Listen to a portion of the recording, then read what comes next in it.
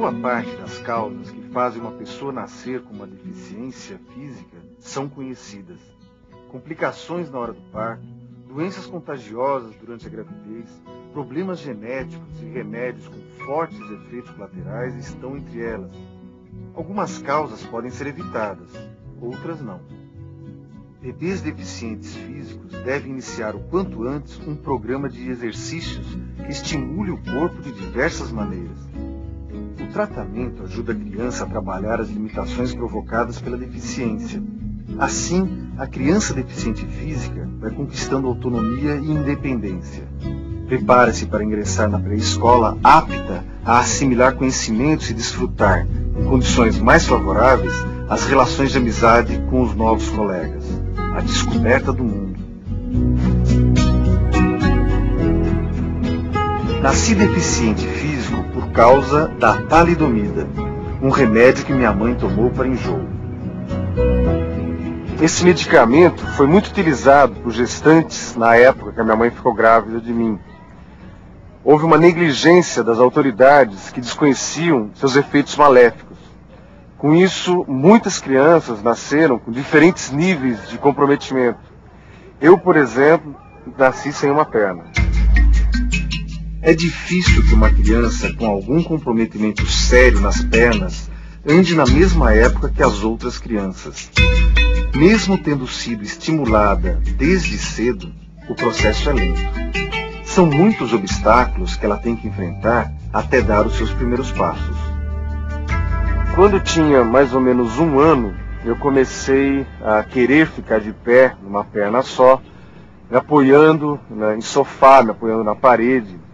Mais ou menos quando eu tinha uns 2 anos e meio, 3 anos, meu pai me levou a uma ortopedia, era um italiano, que fazia uma prótese bastante primitiva, mas é o que existia na época, de alumínio, dura, que não dobrava joelho, nada disso. E eu comecei, com a orientação dele, eu comecei a andar. E aquilo foi um fato muito importante na minha vida. O ideal é que a família se envolva intensamente no processo de estimulação da criança deficiente física. Tem que ser um apoio decisivo, mesmo que a criança frequente centros de reabilitação que conte com recursos humanos capacitados e tecnologia de ponta. Tudo isso será pouco se os pais e os familiares se omitirem. Quando eu era pequeno e ia para a praia, eu ficava de calça na praia e só quando as pessoas saíam, a praia estava mais vazia, é que eu tirava a perna, tirava a calça e ia de shorts até o mar. E eu percebia que as pessoas não tinham, como ainda não têm, um grande preparo para lidar com a questão do portador de deficiência. Eu percebia que as pessoas deixavam de perguntar coisas para mim, de abordar sobre essas questões comigo, por absoluta falta de preparo. O uso de aparelhos por crianças deficientes provoca uma reação de estranhamento nas pessoas que se aproximam delas. É delicado trabalhar esse estranhamento, porque a criança deficiente fica muito sensível às reações das pessoas. Você tem essas dificuldades, então vamos lidar com ela. E não deixar que isso derrube ela, né? Ela percebendo e não negando a deficiência dela. Muitos pais negam que esta criança porte a deficiência e inconscientemente traduzem e fazem a vida dessa criança uma forma de fantasia. Porque o que nos afasta, muitas vezes, do portador de deficiência, além do medo, além da cultura, é o afeto, o amor. Parece que o nosso amor não se estende também, assim, tão próximo dessas pessoas que necessitam e também têm amor para trocar. Os aparelhos são necessários, pois ajudam muito a criança deficiente física.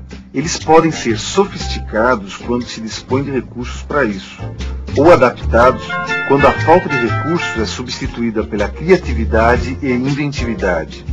O primeiro aparelho da Thaís foi a goteira, com 8 meses, né?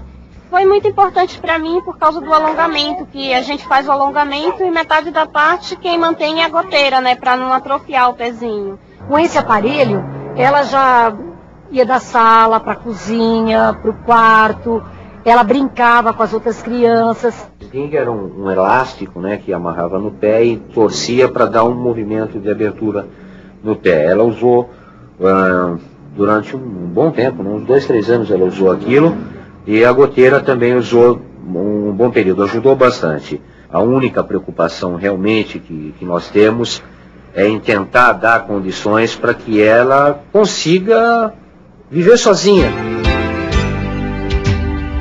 Já nos primeiros anos da fase escolar, a criança precisa encontrar na escola o apoio necessário para que possa se incluir e se integrar. Mas isso, na maioria das vezes, não acontece. É um círculo vicioso difícil de ser quebrado. As professoras ficam inseguras, pois nunca trabalharam com uma criança com deficiência física na classe. E porque se recusa a conhecer, tudo fica como está. A vida do deficiente pode ser incrivelmente facilitada se a equipe de professores e funcionários estiver sensibilizada, atenta e disposta a ajudar a criança a se desenvolver de acordo com as suas possibilidades. Quando ela voltou às aulas, ela estava um pouco debilitada para andar. Ela precisava de uma pessoa que desse a mão para ela para andar. Acharam que não tinha condições da Raquel continuar na escola. E depois de muito diálogo, eles aceitaram que a Raquel ficasse, mas só que um período curto na escola. A Raquel começou a não aceitar isso, porque ela queria ficar na escola o tempo todo. Só que aí teve então uma conversa lá entre eles, né, a psicóloga e a médica, e falaram que não, que ela tinha condições de frequentar a escola, que ela precisava desse apoio pedagógico. É assim, na hora do recreio, eu não posso ir pro pátio por causa da escada e tem que ficar lá na mesa da inspetora. Eu falo, gente, eu não vou cair. Eu não vou. Se eu cair, o problema não é eu me machucar. O problema é me levantar. O importante é que eu tô indo lá com vocês. Tô querendo participar também. Eu quero, sabe, participar. Felizmente, sempre existe alguém disposto a aceitar desafios. Nesse caso, o desafio é integrar na escola, em sala de aula, uma criança com limitações motoras. A integração, ela acontece de uma forma natural. Ou seja, propondo atividades que essa criança possa participar junto aos outros. Se essa criança tem uma dificuldade visual, ela precisa sentar na frente. Se essa criança tem uma dificuldade motora, ela também precisa sentar na frente. E aí verifica se a necessidade dessa criança sentar próxima à porta ou próxima à mesa do professor, frente às necessidades que ela encontrará no percurso escolar dela. Se é uma criança que usa uma cadeira de rodas, no momento de jogos como basquete, como vôlei, ela pode estar apitando. Nós temos crianças que apresentam uma certa autonomia e crianças que não apresentam autonomia. No caso de crianças que são muito dependentes, principalmente para ir ao banheiro, a necessidade da disponibilidade do pessoal que trabalha na própria escola. Agora, em crianças que apresentam uma certa autonomia, não há necessidade nenhuma. E acho que isso cabe muito uma ajuda do professor. Ele tem que ter flexibilidade, ele tem que ter uma tolerância maior e ajudar essa criança. Por exemplo, para atividade no escorregar da mesa, que tem dificuldade de levantar, a gente gruda com durex na mesa. Quando vai fazer atividades de recorte, você procura estar dando ou com as mãos, ou uma atividade que você possa segurar na mão dele e auxiliar ele a recortar. A criança portadora de uma deficiência, ela porta a deficiência, mas ela não é a deficiência. E que isso não irá trazer prejuízo algum às outras crianças que não portam a deficiência. Eu comecei a me envolver com as pessoas mais diferenciadas da escola. Então aquela menina de cabelo sarará, aquele mais desajeitado, aquele mais gordinho, aquele que não é exatamente o padrão das outras crianças. Entre 4 e 6 anos, uma criança que não é deficiente já tem coordenação de seus movimentos. Controla mais seu corpo e se torna cada vez mais independente nas atividades do dia a dia. Eu sempre me sentia bastante independente com relação a usar a prótese. Quando eu era pequeno eu chamava de perninha. O único problema que eu tinha era realmente quando a minha prótese quebrava, isso era constante, o material era muito mais frágil e mais primitivo. Isso mexia muito com a minha autoestima e quando isso acontecia, eu tinha que pedir que alguém me levasse para arrumar a prótese. Eu ficava muito triste com isso. A outra coisa era a dificuldade, em termos de precisar de alguém, era para pôr sapato. Porque essas próteses, os pés das próteses eram feitos conforme o tamanho do sapato. E às vezes eram muito justos e eu não tinha nem força para calçá-lo. Tinha muita vontade de conviver com as outras crianças da mesma maneira que elas faziam tudo que elas faziam. E aí eu quebrava também muita prótese, porque eu tentava correr junto com elas. E às vezes elas, como crianças, às vezes tem essa maldade inocente, saíam correndo e me deixavam sem conseguir acompanhá-las. Há pessoas portadoras de deficiência cujo comprometimento do cérebro afeta também a linguagem. A criança portadora de uma deficiência física não necessariamente vai ter um comprometimento intelectual. Muitas vezes ela apresenta uma fala rudimentar baseada em gestos, gritos, choros, tentativa de agarrar, tocar o interlocutor por uma impossibilidade motora de desenvolver a fala. Qualquer que seja o grau de comprometimento desta criança, é necessário convívio social, principalmente escolar, onde ela não vai ter mais a proteção familiar e ela tem que desenvolver sua comunicação por ela própria, tendo cada vez mais meios de estar expressando suas emoções, ideias e seus pensamentos. Porque nós não codificamos o que eles querem expressar. Muitas vezes eles querem dizer uma palavra e sai um som gutural. Só que nós não codificamos isto. Então nós passamos a não entender. Nós vamos querer que eles se expressem de uma forma como nós nos expressamos, e isso é muito difícil.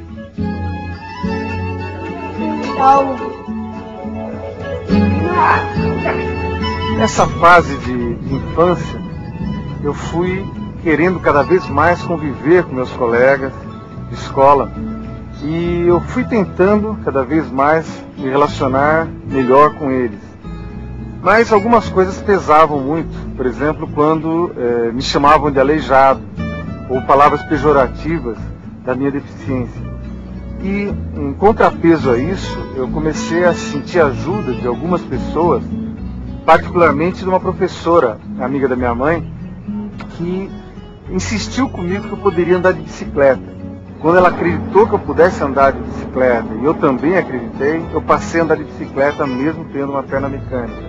É importante que a professora, os funcionários, as pessoas tratem a deficiência como algo normal. Não procure esconder a deficiência, porque vai estar escondendo também o deficiente. É importante que ele conviva, que ele supere esses preconceitos existentes, e ele se aceite, porque à medida que ele se aceitar bem, ele vai ser aceito pelo grupo e aí sim vai se desenvolver melhor. Cabeça, olho, nariz. Na sala de aula, a professora descobria novas maneiras que me ajudavam a cumprir minhas tarefas. Eu estava feliz de poder conviver com as outras crianças. Como seria se eu tivesse me escondido em casa até hoje? Talvez eu me tornasse uma pessoa muito apática, amargurada, triste, sem iniciativa. Eu descobri que eu gostava muito que aprender e que viver. Eu gostava de conviver com essas crianças. Descobri que, para mim, a vida estava apenas começando.